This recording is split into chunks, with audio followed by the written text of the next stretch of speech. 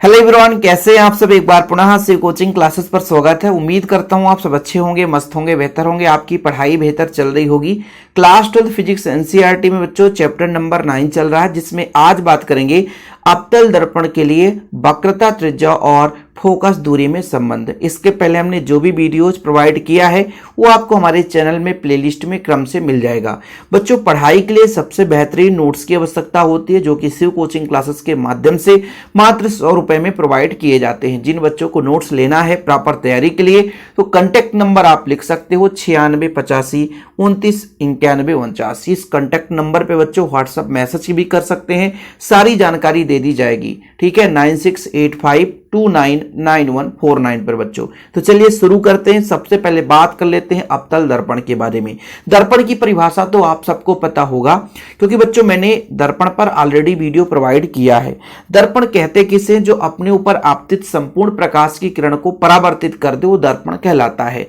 बच्चों, गोलीय दर्पण के दो प्रकार होते हैं, एक तो आपका अवतल दर्पण, दूसरा होता है आपका उत्तल दर्पण। अवतल दर्पण का जिसका परावर्तक पृष्ठ दबा हुआ रहता है बच्चों, यहां पर देखिए प्रकाश किरण जिस भाग पर जाती है वो पृष्ठ दबा हुआ है, तो ये आपका अवतल दर्पण है। इसके विपरीत बच्चों यदि परावर्तक पृष्ठ उभरा हुआ होता तो उत्तल दर्पण होता। तो ये आपका अवतल पृष्ठ यानी अवतल दर्पण के बारे में तो चीजें क्लियर हुई कि एक ऐसा दर्पण जिसका परावर्तक पृष्ठ दबा हुआ है, जिसका परावर्तक पृष्ठ क्या है बच्चों, दबा हुआ है, वो आपका अवतल है। देख सकते हो परावर्तक पृष्ठ दबा है तो अवतल है बच्चों।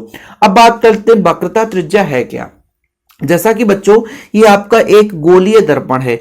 गोलीय दर्पण का एक छोटा सा भाग है, ये किसी न किसी गोले का भाग होगा। जैसे भाई इसको मैं आगे बढ़ा दूं, इसको आगे बढ़ा दूं तो एक गोला बन जाएगा कि नहीं।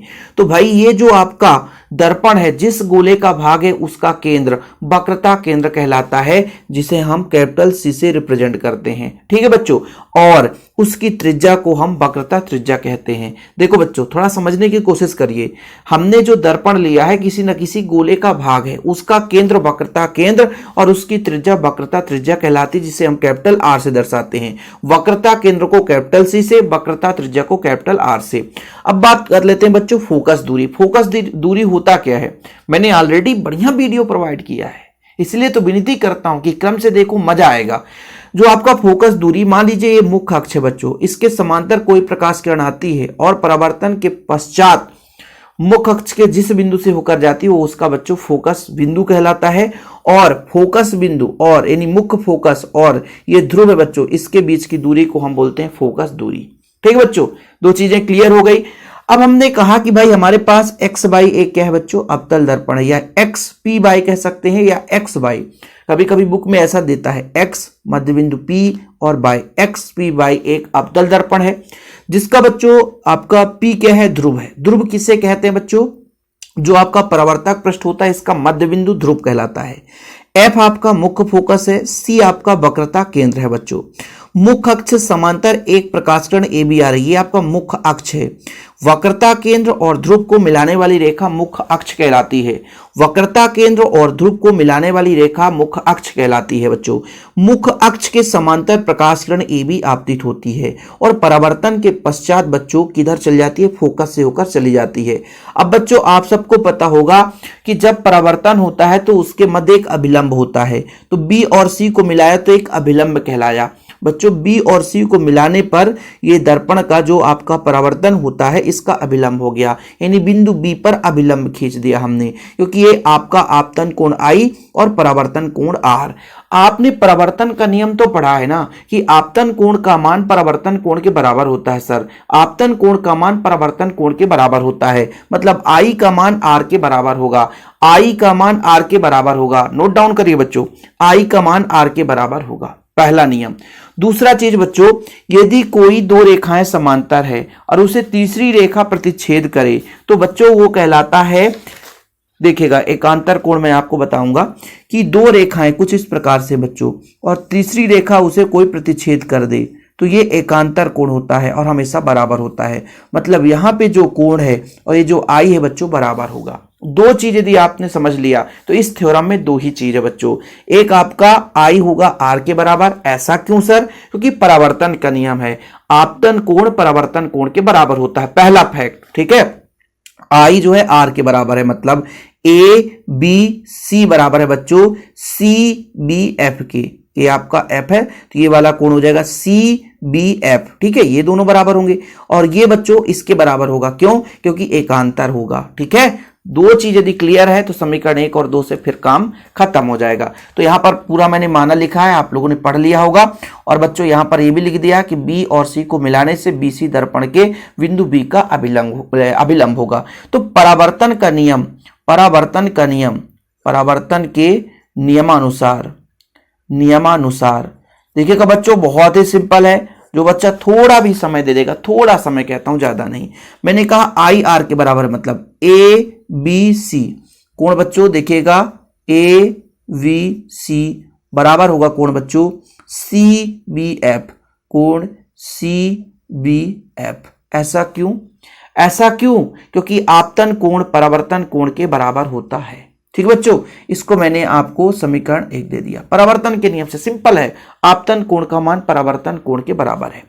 अब बच्चों आपको बताया गया कि ये जो सीपी है और ए बी है समांतर है, क्योंकि मुख्य अक्ष के समांतर है। तो यहां पर आप देखिएगा, चूंकि जो आपका बच्चों ए बी है, जो रेखा है वो पीसी के समांतर है, ठीक है। और इसको बच्चों इन दोनों को जो बीसी रेखा है वीसी रेखा मिलाती है। और मैंने आपको बताया है कि यदि दो समांतर रेखाएं हैं और बच्चों तीसरी रेखा उसे प्रतिच्छेद करे तो फिर कौन सा कोण बराबर होता है? कोई बच्चा बता सकता है? हां सर, एकांतर कोण बराबर होता है। मतलब ये जो आपका आई है मतलब ए बी सी, और जो बच्चों यहां पे जो सी कोण बनेगा मतलब बी सी एफ या बी सी पी, क्या होंगे बच्चों? बराबर होगा। मतलब यहां पर हम लिख सकते हैं कि जो कोण हमारा ए बी सी होगा वो कोण हो जाएगा बच्चों वी सी एफ के। ठीक है बच्चों, वी सी एफ के। ये कौन से कोण है? एकांतर कोण है। कौन से कोण है बच्चों? एकांतर कोण है। और ये हम समीकरण 2 दे सकते हैं। समीकरण 1 और 2 में एबीसी है बच्चों, एबीसी है। जब आपका एबीसी मतलब लेफ्ट बराबर है तो राइट भी क्या हो जाएगा? बराबर हो जाएगा। तो समीकरण 1 व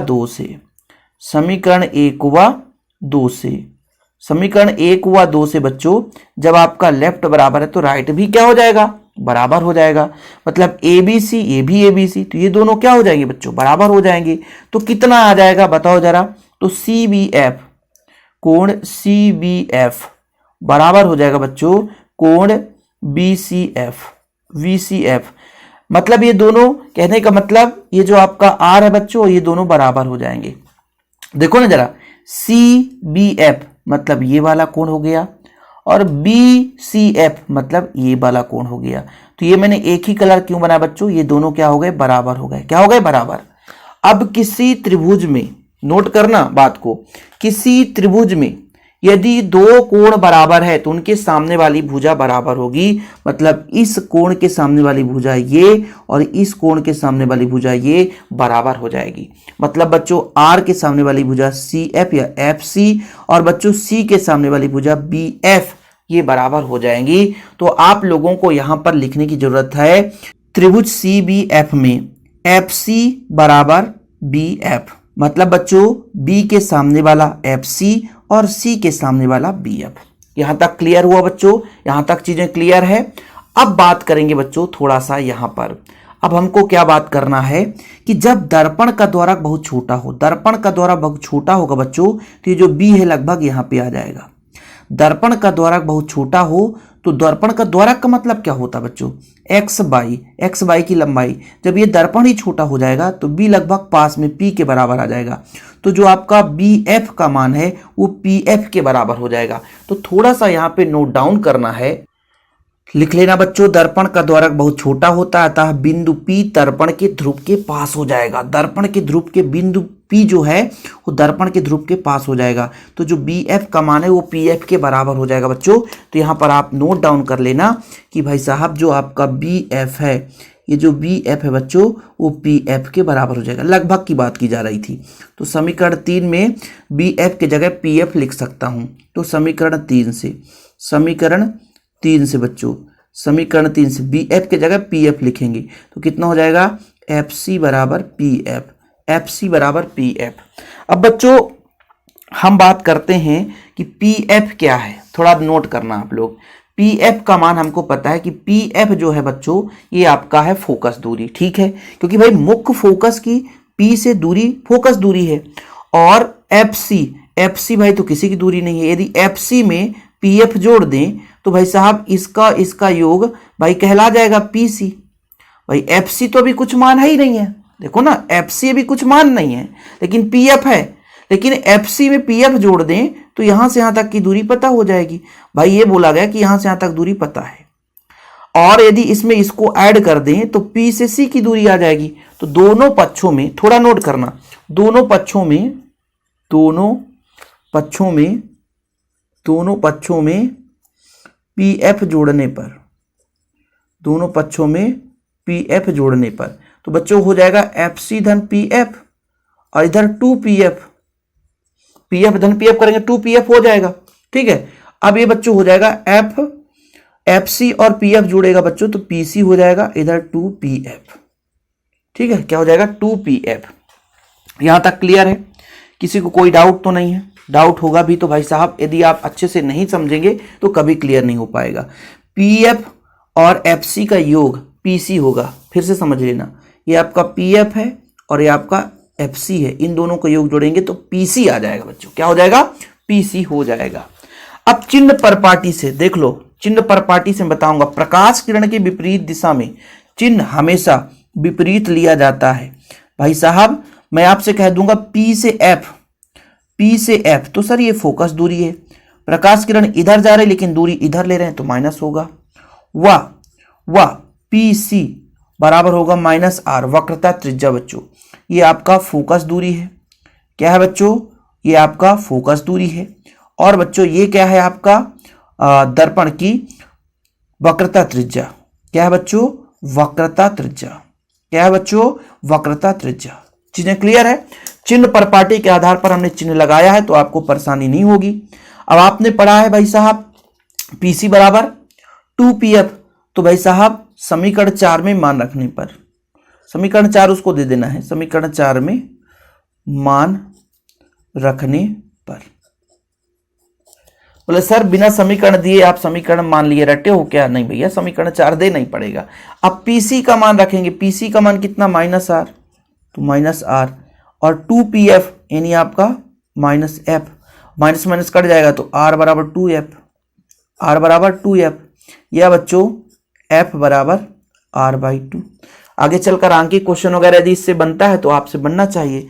अतः दर्पण की जो फोकस दूरी है वक्रता त्रिज्या की आधी होती है। लिखो भाई हिंदी, इतना तो लिख सकते हो ना। अतः दर्पण की फोकस दूरी वक्रता त्रिज्या की आधी होती है। अतः दर्पण की फोकस दूरी वक्रता त्रिज्या की आधी होती है। अतः दर्पण की फोकस दूरी वक्रता त्रिज्या की आधी होती है। ओके बच्चों, चीजें क्लियर है? यहां तक कंप्लीट आपको समझ में आ गया होगा, और आप लोग बेहतर से बेहतर तैयारी करने की कोशिश करें। और बच्चों आप लोगों के दी वीडियो पसंद आए प्लीज लाइक करके शेयर कर दीजिए। ऐसे ही चैनल पर भाई साहब नए से नए कंटेंट आपके लिए प्रोवाइड किए जाते हैं, और जिन्होंने नोट्स नहीं लिया है तो नोट्स जरूर ले लें प्रॉपर तैयारी के लिए। फिलहाल अभी के लिए इतना ही। जय हिंद, वंदे मातरम।